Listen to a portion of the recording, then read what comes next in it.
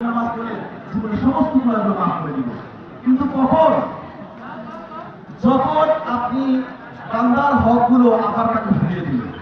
আল্লাহ তাআলা কাল কিয়ামতের মাঠে বলবে, বান্দা একটা দুই প্রকারের হকের সম্পর্কে আল্লাহ তাআলা জিজ্ঞাসা করবে, হকুল্লাহ হকুল ইবাদ। আল্লাহ তাআলা প্রথমেই জিজ্ঞেস করে, বান্দা তুমি কি তোমার বান্দার হকগুলোকে আদায় করে আসছো? তুমি কি তোমার বান্দার হক, তোমার প্রতিবেশী যারা ছিল, তোমার আত্মীয় স্বজন যারা ছিল, তাদের হকগুলোকে আদায় করে আসছো? যদি তাদের হকটা আদায় করে আসো, তাহলে আসো আমার হক সম্পর্কে তোমাকে জিজ্ঞাসা করতেছি। আর যদি তাদের হকগুলো না আদায় করে আসো, তাহলে যাও তাদের হকটা আদায় করে আসো, তারপর আমি তোমাকে জিজ্ঞাসা করবো আমার হক সম্পর্কে। সুতরাং ভাই, আজকে আমরা খোলাসা দিল নিয়ে আনন্দ ফুর্তিতে এই ঈদগাহ মাঠে এসেছি। একটি মাস সিয়াম সাধনা করার পরে আমরা মনে করতেছি আমার ভিতরে তাকওয়া পয়দা হয়ে গেছে। এই তাকওয়া আমি কি কোন তাকওয়া আমি পাইলাম? আমার জীবনকে গড়াইতে হবে। এবং যখন আপনি সাহারি খেয়েছেন, তখন আপনি মনে মনে ভাবছেন যে এই খাদ্যটা যে খাচ্ছি আমার হালাল নাকি হারাম। যদি হারাম খাদ্য হয়ে থাকে, তাহলে এই খাবার খেয়ে আপনি ভালো করে জানেন যে সারাদিন শুধু নাচতে থাকাই হবে, কিন্তু রোজা হবে না। যদি রোজা ঠিক রাখার জন্য আপনার হালাল খাদ্য গ্রহণ করা জরুরি হয়, আপনার জীবন, আপনার ঈমান, আপনার হৃদয় ঠিক রাখার জন্য, আপনার সামনের জিন্দেগি ঠিক রাখার জন্য, আখিরাতকে ঠিক রাখার জন্য আপনাকে এরকম হালাল খাদ্য গ্রহণ করতে হবে। তাই হালাল খাদ্য গ্রহণ করে একজন মুসল্লি আমার সঙ্গে এসে গল্প করতেছে, হুজুর আমি হারাম টাকা দিয়ে আমি একটা ঘর তৈরি করেছি। এই ঘরের যে টাইলস গুলো, এগুলো আমি হারাম টাকা দিয়ে তৈরি করেছি।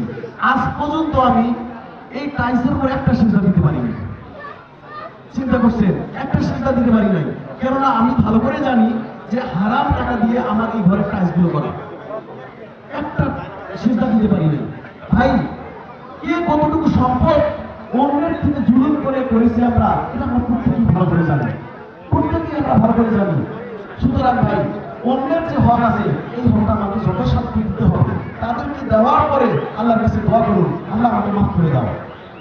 মানুষের গুনাহ হয় দুই প্রকারের, একটা হলো সগীরা আর একটা হলো কবিরা। সগীরা গুনাহগুলো আমলের মাধ্যমে এগুলো মাফ হয়ে যায়। আপনি উযু করুন, আপনার লোকের ভিতরে যে গুনাহগুলো আছে এগুলো মাফ হয়ে যাবে। আপনি উযু করুন পরিষ্কারভাবে, আপনার অঙ্গ প্রত্যঙ্গের মধ্যে যখন পানি ঝরে ঝরে যাবে, আপনার গুনাহগুলো সব ঝরে ঝরে যাবে। কিন্তু আরেক প্রকারের গুনাহ, কি বলুন, কবিরা গুনাহ। এগুলো যতক্ষণ পর্যন্ত আপনি তওবা করেননি, ততক্ষণ পর্যন্ত আপনার এই গুনাহ মাফ হবে না।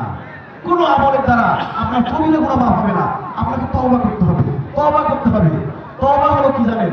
ইসলামের যে আমলগুলো আমি করছি, খারাপ আমলগুলো, এগুলোর জন্য তওবা করা আর ইস্তেগফার করবেন, সামনেও যেন আমি এরকম খারাপ কাজ না করি।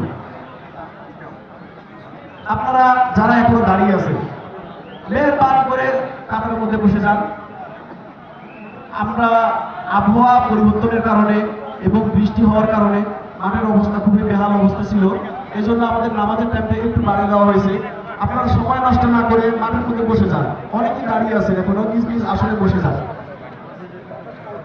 সুতরাং বলেছিলাম যে তওবা করতে হবে।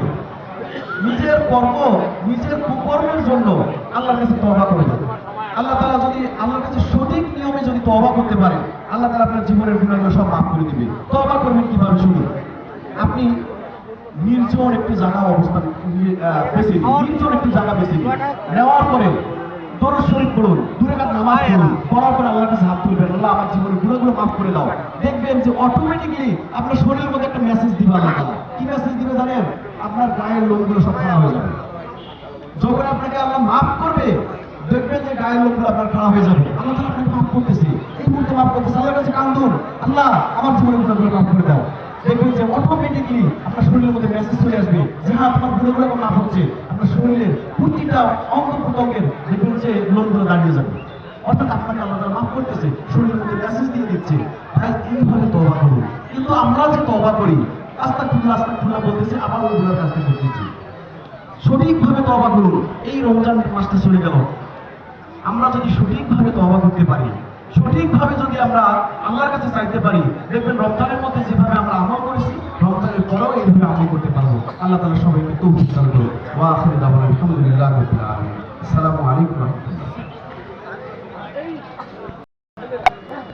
আসসালামু আলাইকুম। সোশ্যাল মিডিয়া শেরপুর 2026 ইউটিউব চ্যানেলটি আপনারা সাবস্ক্রাইব করবেন, সরাসরি লাইভ ভিডিও কমেন্ট এবং শেয়ার করবেন বেশি বেশি করে। আসসালামু আলাইকুম ওয়া রাহমাতুল্লাহি ওয়া বারাকাতুহু।